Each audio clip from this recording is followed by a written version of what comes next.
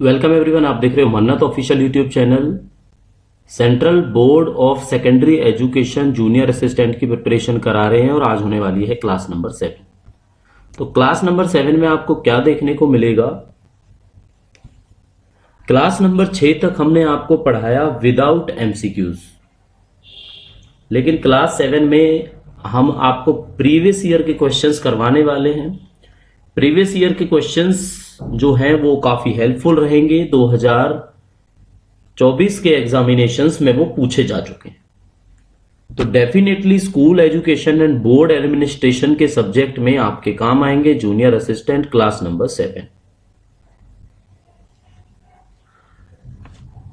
तो अगर आपने हमें लॉयल मेंबर की तरह ज्वाइन करना है तो सिंपली कोई भी वीडियो आप यूट्यूब चैनल पर हमारी प्ले करते हो, ज्वाइन बटन अवेलेबल होता है और उस पर जाकर आप क्लिक कर सकते हो और हमें ज्वाइन कर सकते हो 29 रुपीज मंथली।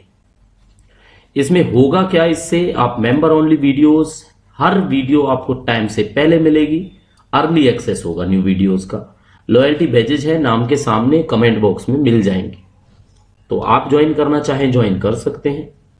तो जूनियर असिस्टेंट की बात करते हैं। सीबीएसई का पेपर है, प्रीवियस ईयर के क्वेश्चंस करवाएंगे स्कूल एजुकेशन के। तो आपको पता है एग्जाम की डेट क्या है। एग्जाम की डेट आपकी 20 अप्रैल है, यानी कि एग्जाम में बहुत ज्यादा टाइम नहीं रह गया है। आज से आप काउंट करते हो तो 10 दिन आपको मिलते हैं पेपर से पहले। तो अब हमारी अप्रोच यही रहेगी कि हम आपको प्रीवियस ईयर के क्वेश्चंस ही करवाएं। तो स्टार्ट करते हैं प्रीवियस ईयर के क्वेश्चंस के साथ। पहला क्वेश्चन आपको देखने को मिलेगा। As per CBSE examination bylaws 1995 updated January 2013, exemption in examination and use, ये बच्चों यहाँ पे स्पेस रह गया है, ठीक है, एंड अलग है यूज अलग है, ऑफ एन एमेन्यूसिस स्क्राइब, आप सिंपल इस वर्ड को समझ सकते हो। स्क्राइब क्या होता है, is permitted to student with disabilities, they shall be allowed an additional time, यहाँ पे स्पेस है, ठीक है, an additional time for examination for a paper of 3 hours.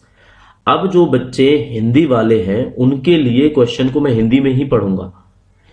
CBSE के एग्जामिनेशन के लॉज हैं, कुछ कानून हैं 1995 में जो बनाए गए थे। तो आपसे अगर पेपर में पूछा भी जाता है ना कि बाईलॉज कब बनाए गए, तो उत्तर आपने देना है 1995 में बनाए गए।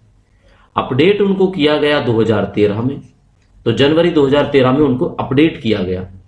और उसमें जो भी आपके परीक्षा होगी उसमें जो बच्चे डिसेबिलिटी से बिलोंग करते हैं उनको एक एडिशनल टाइम दिया जाता है पेपर में, क्योंकि वो खुद तो पेपर देते नहीं। कौन देता है उनका पेपर? उनका पेपर देता है स्क्राइब, ठीक है। स्क्राइब क्या होता है ये आपको पता ही होगा। जो भी कोई डिसेबल पर्सन है वो अपना स्क्राइब लेके जा सकता है, तो उसको परमिट किया जाता है। अब आपसे ये पूछा गया है अगर 3 घंटे का पेपर होता है, ठीक है, पेपर का टाइम क्लियर है, यहाँ पे 3 घंटे का पेपर है, तो उनको कितना एक्स्ट्रा टाइम मिलता है ये बताना है, ठीक है। As per CBSE examination bylaws 1995 updated January 2013, exemption in examination and use of an scribe is permitted to students with disability, they shall be allowed an additional time for examination for a paper of 3 hours। तो आपने बताना है 60 minute मिलते हैं, 75 minute मिलते हैं, या 120 minute मिलते हैं, या मिलते हैं 45 मिनट, ठीक है। अगर 45 मिनट मिलते हैं तो सीधी सी बात है 15 मिनट हुआ हर घंटे का।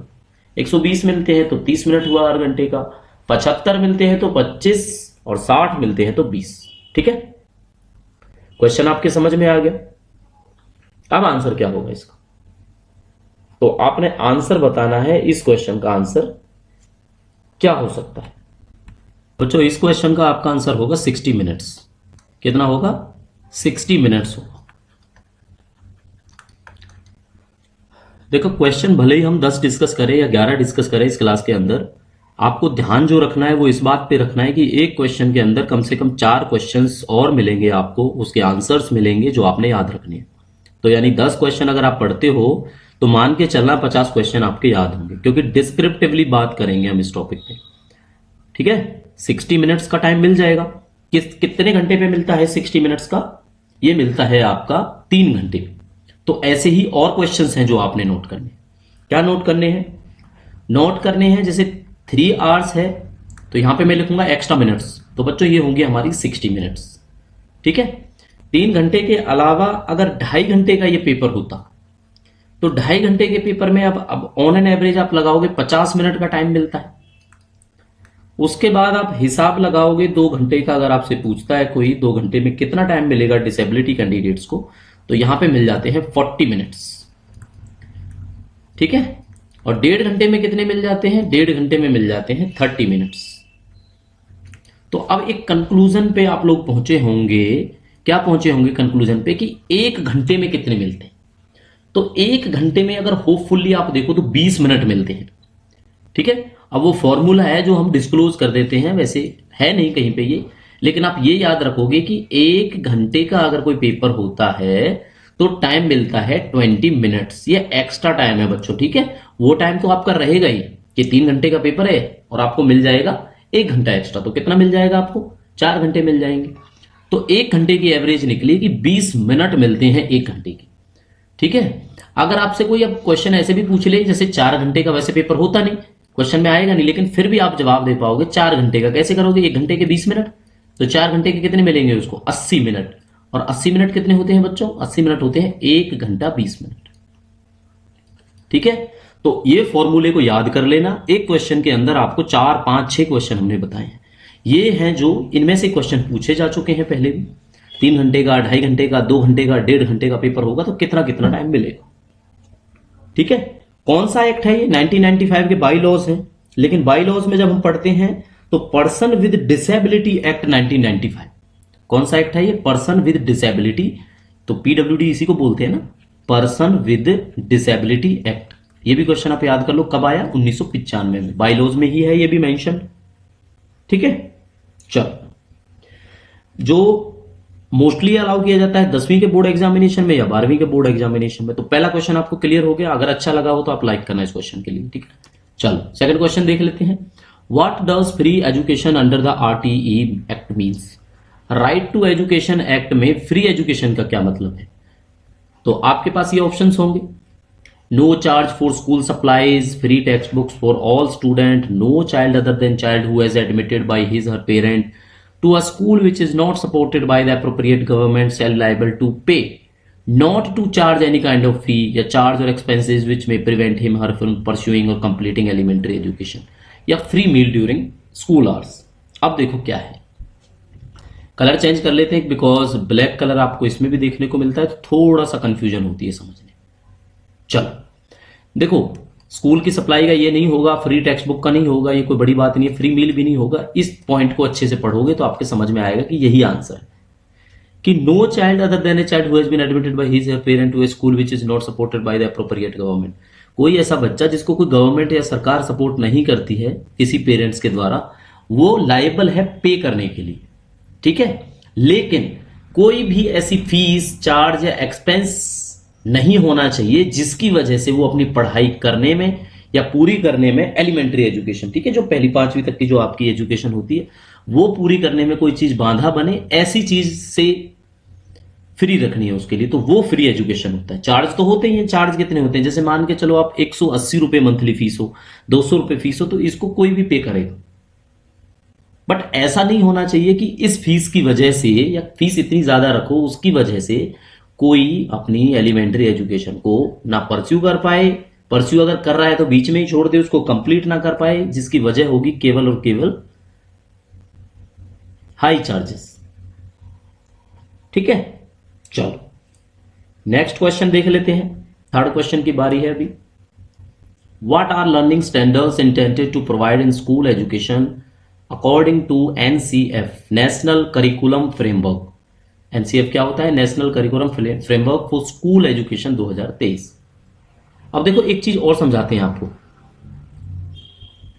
क्वेश्चन 1 को देखो, examination bylaws 1995, bylaws की पूरी पीडीएफ आप चाहो तो मैं शेयर कर सकता हूं आपके साथ टेलीग्राम चैनल पर। 200-300 पेजों की, 200-250 पेजों की पीडीएफ होगी, पूरे के पूरे बाय लॉज है। तो 10 क्वेश्चन के लिए आपके पास इतना टाइम, किसी के पास इतना टाइम नहीं हो सकता कि आप पूरे बाय लॉज को पढ़ो। फिर बाय लॉज पढ़ने के बाद ऐसा नहीं आप पेपर क्लियर, मतलब आपके 10 के 10 क्वेश्चन आपका अटेम्प्ट कर पाओगे। फिर राइट टू एजुकेशन के अपने होंगे, फिर नेशनल एजुकेशन पॉलिसी के अपने 200-300 पेज होंगे, फिर सीबीएसई के जो बोर्ड एडमिनिस्ट्रेशन है उसके पेजेस होंगे। तो कोशिश यही रहेगी हमारी कि जो प्रीवियसली क्वेश्चंस पूछे जा चुके हैं, ये 2024 में पेपर में आया था ये क्वेश्चन, ठीक है। अब ऐसे मैं आपको नहीं बता सकता, शायद अकाउंट ऑफिसर का पेपर था या जूनियर इंजीनियर का था सीबीएसई में, उसमें था ये, ठीक है। चलो क्वेश्चन की बारी आ जाती है। थर्ड को हमने करा नहीं, अभी क्वेश्चन नेशनल करिकुलम फ्रेमवर्क बताया है आपको, अब आपने आंसर देना है, इसका आंसर क्या हो सकता है।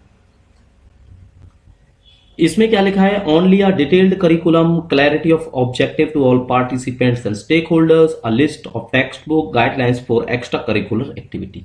ये कहना चाहता है कि जो पढ़ाने के स्टैंडर्ड हैं वो इस हिसाब से बनाए गए हैं नेशनल करिकुलम के हिसाब से, ताकि कि डिटेल्ड करिकुलम प्रोवाइड करे, केवल ऐसा तो नहीं है केवल आपको टेक्स्ट बुक की लिस्ट के बारे में बताए या आपको एक्स्ट्रा करिकुलर एक्टिविटी है उनकी गाइडलाइंस के बारे में बताए, नहीं, ये है जो पूरी की पूरी पार्टिसिपेंट है या स्टेक होल्डर है उनको क्लियरिटी करे ऑब्जेक्टिव की, कि भाई नेशनल जो करिकुलम फ्रेमवर्क है उसके लर्निंग स्टैंडर्ड की क्या ऑब्जेक्टिव्स रखे गए हैं, ये इसका आंसर होगा, ठीक है। तो लर्निंग स्टैंडर्ड्स की एक लाइन आप पूरी पढ़ोगे तो उसमें क्या होगा, learning standards with clear specific and rigorous flow down, ये एक मतलब होता है। इसका मतलब ये होता है कि इसका जो मेन मकसद है वो जितने भी, अब स्टेक होल्डर्स कौन कौन है यहां पे, अगर कोई पूछने लगे तो आपको लगेगा कि सर तो कुछ शेयर्स के बारे में पढ़ा रहे हैं, स्टेक होल्डर्स का यहां पे मतलब टीचर्स से रखा गया बच्चों, ठीक है। पार्टिकुलरली क्या है इसका मतलब, टीचर्स है। क्लियर हो गया, तो मेनली यही है जिससे आपको क्लियरिटी मिल जाएगी इस चीज की। फोर्थ क्वेश्चन देखते हैं, as per national education policy 2020 national higher education regulatory council NHERC will function as the common single point regulator for higher education sectors। तो आपको बताना है कौन सा हायर एजुकेशन सेक्टर एक्सक्लूड है। तो क्वेश्चन आपको क्लियर होना चाहिए, नई एजुकेशन की पॉलिसी जो 2020 बनाई गई है उसमें आपका NHERC जो रेगुलेटरी काउंसिल है, कौन सी regulatory, national higher education regulatory. देखो ये बच्चों याद रखना, पेपर में आपसे ये फुल फॉर्म भी पूछ सकते हैं, तो ये आपकी जिम्मेदारी है, आप इसकी फुल फॉर्म याद रखो। तो वो एक कॉमन सिंगल पॉइंट रेगुलेटर का काम करती है हायर एजुकेशन के सेक्टर्स में। अब कुछ ऑप्शंस मैं आपको दूंगा, उनमें से आपको बताना है कि इनमें से कौन सा है जो नहीं है, मतलब जो एक्सक्लूड है इस अरेंजमेंट से। तो पहला है एग्रीकल्चरल एजुकेशन, क्या ये मिलती है, डेफिनेटली मिलती है। सेकंड पे आ जाते हैं लीगल एजुकेशन, ये आप सोच के बताओगे बच्चों। तीसरा टीचर एजुकेशन मिलती है, डेफिनेटली मिलती है। फोर्थ पे है वोकेशनल, इस पे तो ध्यान दिया गया है नेशनल एजुकेशन पॉलिसी में। तो आपका जो लीगल एजुकेशन है ये वो राइट आंसर है जो नहीं है, हमसे तो नहीं वाला पूछा है, एक्सक्लूडेड। तो एक्सक्लूडेड कौन सा हुआ आपका, 2 नंबर पे, 2 नंबर पे कौन सा है, लीगल एजुकेशन, ठीक है बच्चों, हुआ क्लियर। तो जो आपकी नेशनल एजुकेशन पॉलिसी है उसमें जो रेगुलेटरी काउंसिल है NHERC वो एक्सक्लूड की गई है। तो NHERC में एक तो लीगल है, एक तो ऑप्शन आपसे लीगल एजुकेशन कह सकते हैं अगर पूछा जाएगा तो। अगर बच्चों लीगल एजुकेशन ना आए तो क्या होगा, तो एक मेडिकल एजुकेशन भी अगर आपसे पूछते हैं ना तो उसको भी एक्सक्लूड किया गया है इसके अंदर, ठीक है, मेडिकल एजुकेशन और लीगल एजुकेशन। तो ये आपको बस याद रखना है। मेन हमने जो बेसिकली आपको बताया वो क्या बताया, वो बताया लीगल एजुकेशन का ऑप्शन। लेकिन अगर पेपर में मेडिकल एजुकेशन भी लिखा मिलता है तो भी आप उसको एक्सक्लूड की लिस्ट में दिखाओगे तो भी ये आंसर हमारा ठीक हो जाएगा। थोड़ा सा और समझाना है इसके बारे में। NHERC का तो आपको बता ही दिया, रेगुलेटर का काम करता है, एक्सक्लूजन का आपको बता दिया। अब फंक्शन क्या है इसके, NHERC की बात की गई है तो NHERC, अच्छा देखो जो बच्चे हमें इस प्रिपरेशन के लिए ज्वाइन करते हैं अलग से टेलीग्राम ग्रुप उनके लिए बनाया गया है, ज्यादा बच्चे नहीं है उसके अंदर, वही है जिन्होंने हमें ज्वाइन किया है। तो ज्वाइन करने का मेथड आप हमारे मेन टेलीग्राम चैनल पर जाके देख सकते हो। बाकी NHERC, अब ये जो डाटा हम आपको वर्बली बोल के बता रहे हैं वो आपको PDF की फॉर्म में या वर्ड की फॉर्मेट में आपको देखने को मिल जाएगा, तो इजीली ये नोट्स की तरह काम करेंगे। तो MCQ के साथ साथ में डिटेल्ड डिस्कशन भी उसके अंदर होगा और आप वहां से पढ़ सकते हैं। तो नॉमिनल चार्जेस हैं जिसके बेसिस पे आप हमें ज्वाइन कर सकते हैं उस सेपरेट टेलीग्राम ग्रुप के अंदर, ठीक है। तो डिस्क्रिप्शन में मेन टेलीग्राम का आपको लिंक मिल जाएगा, या लिंक आप टेलीग्राम पे सर्च करोगे मन्नत ऑफिशियल यूट्यूब चैनल, तो आप वहां पे जाके इसके बारे में पिन इंफॉर्मेशन मिल जाएगी, तो पिन इंफॉर्मेशन से आप चेक कर सकते हैं, ठीक है। चलो, एनएचआरसी का बता दिया। मेनली क्या काम करती है, हायर एजुकेशन सेक्टर को देखती है ये मेडिकल और लीगल एजुकेशन को छोड़कर, जिसमें हायर एजुकेशन में टीचर की एजुकेशन, क्वालिटी एश्योरेंस, इस पे काम करती है। तो टीचर एजुकेशन भी इसमें जोड़ी गई है, ये आपको पता ही है। एग्रीकल्चर लिखा है, टीचर लिखा है, ये सारा आएगा। तो फोर्थ में कौन सा है, वोकेशनल, ये हमारा ऐड है, लेकिन लीगल है वो एक्सक्लूड किया गया। क्वेश्चन 5 देख लेते हैं। What does the NEP 2020 propose in the assessment culture of the schooling system.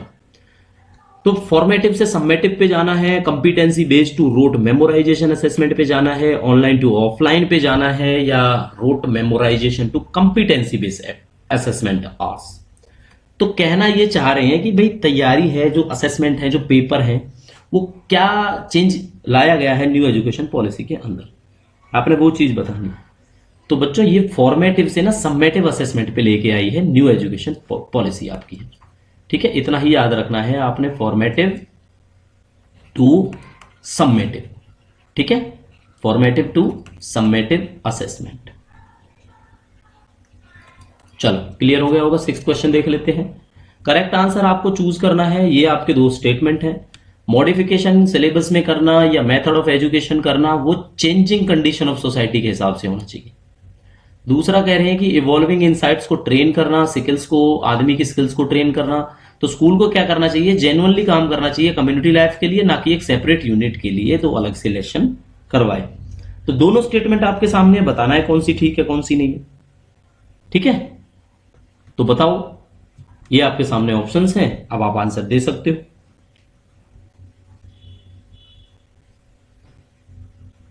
तो देखो बच्चों, इसका जो आंसर है वो स्टेटमेंट 1 आपकी ठीक है, 2 आपकी गलत है। Separate unit of imparting lessons नहीं होना चाहिए।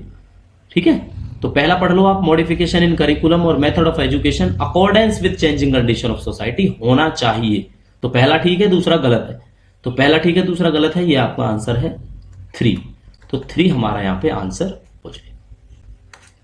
ठीक है बच्चों, 7th क्वेश्चन देख लेते हैं। अराउंड 20 मिनट्स के आसपास की क्लास हुई होगी, बोर मत होना इस क्लास के अंदर।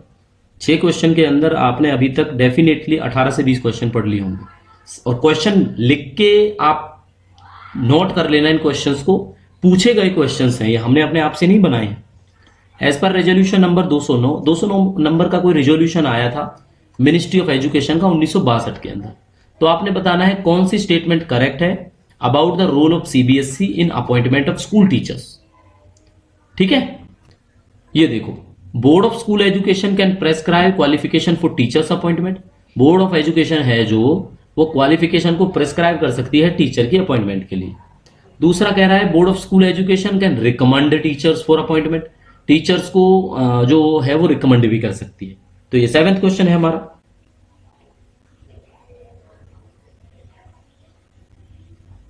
ठीक है, रेजोल्यूशन नंबर 209, बताओ इसका क्या आंसर होगा। अच्छा, इससे पहले जो हमने क्वेश्चन आपको करवाया, वो कौन सा क्वेश्चन करवाया था, वो भी एक स्टेटमेंट वाला क्वेश्चन था शायद। हाँ, modification in curriculum. Modification in curriculum. अच्छा, इस क्वेश्चन का वैसे तो बच्चों आंसर यही है, बट डाउटफुल्ली इसको नोट कर लेते हैं, स्टार कर लेते हैं, मार्क फॉर रिव्यू हम रखेंगे। आपको अगर नॉलेज है इसके बारे में तो जरूर हमारे साथ शेयर करना। ठीक है, अब 7th क्वेश्चन है जो, इसमें स्टेटमेंट ये है आपकी, board of school education can recommend teachers for appointment. तो ये तो काम बोर्ड नहीं कर सकता कि किसी टीचर को रिकमेंड कर दे, लेकिन वो क्वालिफिकेशन बना सकता है टीचर्स के लिए कि भाई टीचर की अपॉइंटमेंट करनी है तो उनको क्या क्या चाहिए, एमए चाहिए, बीएड चाहिए, एक्सपीरियंस चाहिए, teacher eligibility taste like CTET चाहिए। तो ये सारी चीजें वो कर सकती है। तो रेजोल्यूशन नंबर 209 के अंदर ये बात आपकी मेंशन की गई है। तो आंसर क्या हो जाएगा, पहला आंसर यस होगा, ट्रू होगा, दूसरा होगा फॉल्स। तो इसमें आपका आंसर 1 हो जाएगा। ठीक है, पहला ठीक है, दूसरा गलत है इसका। ऐसा ही है ना कुछ, बिल्कुल। क्वेश्चन नंबर 8 देख लेते हैं। प्राइमरी फंक्शन बताना है आपने central board of school education का। अब ये भी ना क्वेश्चन पूछा जरूर गया है, लेकिन एक डाउटफुल क्वेश्चन है। क्या डाउटफुल क्वेश्चन है, ये आपका इस तरह से डाउटफुल क्वेश्चन है।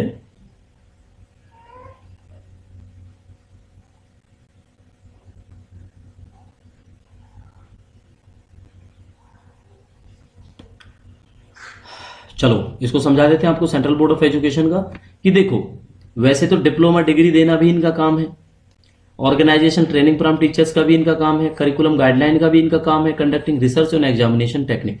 अब ये कुछ डाउटफुल लग रहा है, लेकिन उसमें ये पूछा गया है कि प्राइमरी फंक्शन बताओ आप। अब 3 हमारे पास पॉजिटिव हैं, अब कैसे पता लगे, क्योंकि प्राइमरी फंक्शन में ना ये सारे के सारे आते हैं। सीबीएसई का आप पढ़ोगे, मोटो पढ़ोगे, फंक्शंस पढ़ोगे, तो उसमें ये सारे के सारे आते हैं। अब ये ऐसे तो डाउटफुल लग रहा है क्लियर करना, तो किस तरह से इसका आंसर रहा होगा, अपनी भी आप जो कमेंट है वो पास करें। इसको चेक करो एक बार आप भी, प्राइमरी फंक्शंस को। हमने जितना चेक किया है सीबीएसई की साइट पे भी, सीबीएसई के प्राइमरी फंक्शंस के अंदर भी, उसमें एज सच अलग से एक सिंगल फंक्शन कोई निकल के नहीं आया। ठीक है, वैसे तो मोस्टली तो यही होता है, टीचिंग का करना है और ट्रेनिंग का करना है, एक तरह से यही दिखाई देता है वैसे तो। चलो इसको भी आपने बताना है। बाकी बाई लॉज हैं पूरे के पूरे, आपने देखा होगा 1995, इनको अपडेट किया गया था एक बार। कब किया गया था? 2013 के अंदर। अब आपने बताना है कौन सी स्टेटमेंट ठीक है। On any question as to interpretation of any provision of these examination bylaws the decision of chairman. ये कहते हैं कि जो एग्जामिनेशन के लॉज बनाए गए, इसमें कोई फाइनल डिसीजन अगर होगा तो वो चेयरमैन का डिसीजन फाइनल माना जाएगा। ठीक है, ये चीज नोट करनी है आपने। दूसरा कहता है कि कोई भी अगर क्वेश्चन आता है interpretation of any provision of these examination bylaws, तो इंग्लिश की जो वर्जन है उसको फाइनल यानी करेक्ट माना जाएगा। हिंदी में भी होगा वैसे तो ये, लेकिन अगर हिंदी में कोई मीनिंग कुछ और निकल रहा है तो ऐसा कुछ नहीं होगा। इंग्लिश रिटन वर्जन भी नहीं, मतलब ही ओनली इंग्लिश रिटन वर्जन को करेक्ट माना जाएगा। ठीक है, अगर किसी को कोई मीनिंग हिंदी में कुछ और लग रहा है इसका, तो हिंदी नहीं, इंग्लिश रिटन वर्जन ही इसका एग्जैक्ट माना जाएगा। ठीक है बच्चों, तो इसका आंसर क्या होगा, इसमें मैं आपको पहले बता देता हूं, दोनों स्टेटमेंट ठीक है, तो आंसर हो जाता है बच्चों आपका सी, बोथ स्टेटमेंट्स आर करेक्ट। तो दोनों स्टेटमेंट आप याद रखना। उसके बाद अब थोड़ा सा डिस्क्रिप्टिवली आपको इसके बारे में समझाते हैं, इसकी इंटरप्रिटेशन के बारे में। एक जैसे ये बाई लॉज है ना, तो बाई लॉज 1995 जब हम पढ़ते हैं, जो भी अपडेटेड वर्जन है, उसमें एक थर्ड पॉइंट आता है इंटरप्रिटेशन, उसी में से ये उठाया गया है। ठीक है, आप चाहो तो बाई लॉज 1995 सीबीएसई डाउनलोड करो, इंटरप्रिटेशन के अंदर जाओ, आपको पता लग जाएगा ये क्वेश्चन वहीं से आया है। ठीक है, क्योंकि पहला जो प्रोविजन है उसमें यही है कि चेयरमैन का डिसीजन फाइनल होगा। दूसरा ये है कि इंग्लिश जो लैंग्वेज है उसको ट्रीट किया जाएगा as a final written version. इसके बाद ये है कि रूल्स जो बनाए गए हैं सेकेंडरी एजुकेशन के लिए, जो बोर्ड आपका एग्जाम कराता है, वो उन स्कूल्स पर भी एप्लीकेबल होते हैं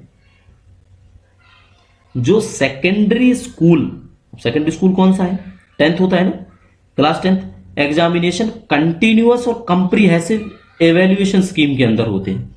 आपने सुना होगा ना, सीसीई पैटर्न बोलते थे इसको, कंप्रीहेंसिव क्या बोलते थे, continuous and comprehensive evaluation scheme, यानी एमसीक्यू क्वेश्चंस पूछे जाते थे इसमें, है ना, ये जब नया आया था आपका इस तरह से, तो उस पे भी लागू होंगे।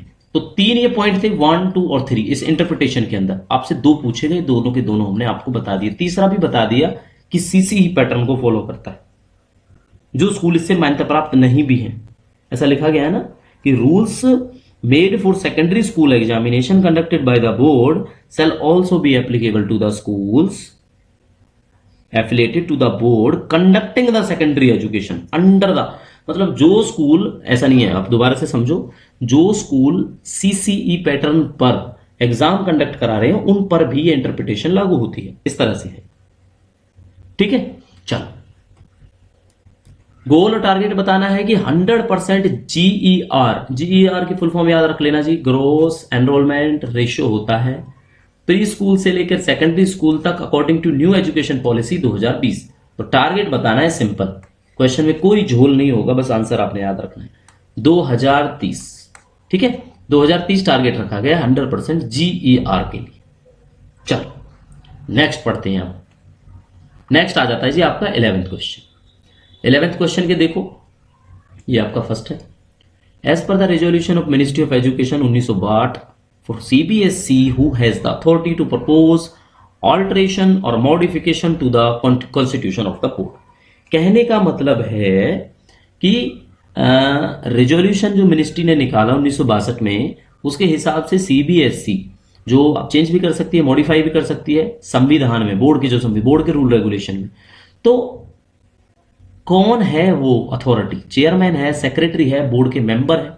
अब बच्चों को लगेगा बोर्ड के मेंबर या चेयरमैन में से कोई होगा, इन दोनों में से कोई नहीं, ना सेक्रेटरी है, तो इसका सिंपल आंसर होगा कंट्रोलिंग अथॉरिटी। अब मन्नत ऑफिशियल यूट्यूब चैनल पर आपको यह भी पता लगेगा कि कंट्रोलिंग अथॉरिटी है कौन। सोचो आप, कंट्रोलिंग अथॉरिटी क्या है इसके अंदर। इसके अंदर कंट्रोलिंग अथॉरिटी है बच्चों मिनिस्ट्री ऑफ एजुकेशन, ठीक है। और डिटेल्ड बताते हैं, मिनिस्ट्री ऑफ एजुकेशन में कौन है। मिनिस्ट्री ऑफ एजुकेशन में है द एजुकेशन एडवाइजर, ये भी पोस्ट होती है ना, जैसे फाइनेंशियल एडवाइजर होती है, एजुकेशन एडवाइजर। अब ये एजुकेशन एडवाइजर तो ऑब्वियसली गवर्नमेंट ऑफ इंडिया ही होगा ना, मिनिस्ट्री ऑफ एजुकेशन के अंदर। तो हमने आपको मिनिस्ट्री ऑफ एजुकेशन भी बता दिया, उसके अंदर पोस्ट का नाम भी बता दिया कि एजुकेशन एडवाइजर है, जिसको अथॉरिटी है कि वो ऑल्टरेशन या मॉडिफिकेशन को प्रपोज कर सकता है central board of secondary education के कॉन्स्टिट्यूशन के अंदर। समझ में आया आपको? बिल्कुल आ गया होगा, ठीक है। चलो लाइक करके बताना अगर आपको समझ में आया है तो। 11 क्वेश्चन बच्चों हम आपको करा चुके हैं, आगे भी क्वेश्चन हमने रेडी रखे हैं, ठीक है। अभी क्लास ज्यादा लॉन्ग लास्टिक ना हो, बोरिंग ना हो, इसीलिए 11th क्वेश्चन तक हमने आपको कराया है। अगर आपने ज्वाइन करना है, पीडीएफ चाहिए डिटेल्ड, जितना हमने समझाया पीडीएफ में मिलेगा, तो स्पेशली हम पार्ट 4 पार्ट 5 कंप्यूटर एजुकेशन और आपका स्कूल एजुकेशन, तो कंप्यूटर के जो क्वेश्चंस थे लास्ट क्लास में हमने आपको समझाए, वो डिटेल्ड वो क्वेश्चन थे जो पेपर में पूछे गए थे। तो आप हमें ज्वाइन कर सकते हैं, वो हम आपको तरीका बता चुके हैं। मन्नत ऑफिशियल यूट्यूब टेलीग्राम चैनल पर जाओ, मिलेगा आपको, नॉमिनल चार्जेस पे आप हमें ज्वाइन कर सकते हैं। अगर लॉयल मेंबर ज्वाइन करना है तो किसी भी वीडियो में ज्वाइन बटन 29 रुपीज में अवेलेबल है। Member only videos, only new videos आपको मिल जाती हैं, लॉयल्टी बैजेज आपके नाम के सामने आपको मिल जाते हैं। तो लास्ट था वीडियो का, लाइक कर देना, शेयर करना उन दोस्तों के साथ, सब्सक्राइब करना बच्चों जो फर्स्ट टाइम व्यूअर है। हमसे कॉन्टेक्ट कर सकते हो मन्नत ऑफिशियल मन्नत ऑफिशियल 14@gmail.com ईमेल आईडी है, इस पर आप हमसे कॉन्टेक्ट कर सकते हो। और लास्ट मैसेज वीडियो में आपका ये है कि इस वीडियो के बाद आपको नेक्स्ट वीडियो मिलेगी, निटर चंडीगढ़ के अंदर वैकेंसी 2025 में आएंगी या नहीं आएंगी, आएंगी तो कब तक पॉसिबिलिटी है, कितनी वैकेंसीज आपको देखने को मिलेंगी, तो जल्दी एक वीडियो में डिस्क्लोजर देंगे आपको, छोटी सी वीडियो होगी और आपको एक जो अभी तक की रिसोर्सेज इंफॉर्मेशन है आपके साथ हम शेयर करेंगे। तो ज्वाइन कर लेना अगर आपने 20 अप्रैल को होने वाले एग्जाम में जूनियर असिस्टेंट के पार्ट 5 की और 4 की प्रिपरेशन अच्छे से करनी है। तो मिलेंगे नई क्लास में नई इंफॉर्मेशन के साथ, तब तक पढ़ते रहिए। Thank you, see you soon.